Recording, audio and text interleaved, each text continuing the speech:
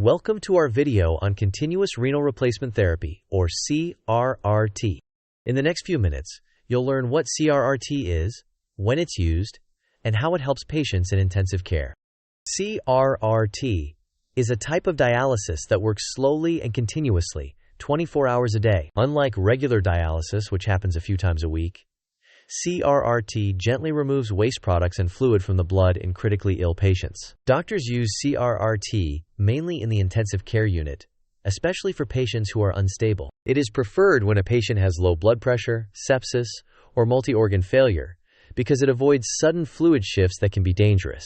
CRRT works by passing blood through a special filter using a machine. Waste products, excess salts, and extra fluid are removed across the filter membrane, while clean blood is returned to the patient.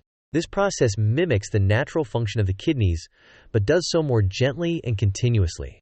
There are different types of CRRT, depending on how the filter removes waste. CVVH uses convection, CVVHD uses diffusion, and CVVHDF combines both. The choice depends on the patient's needs and the hospital's protocols.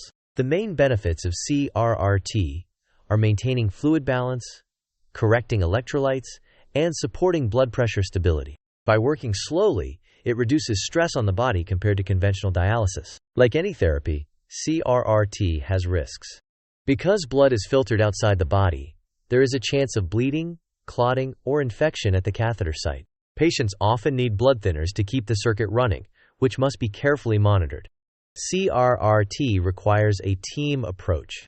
Critical care doctors, nephrologists, ICU nurses, and pharmacists all work together to monitor the machine, adjust settings, and keep patients safe. To summarize, CRRT is a continuous form of dialysis used in intensive care. It gently supports the kidneys, helps remove waste and fluid, and provides life-saving stability for critically ill patients. Thank you for watching.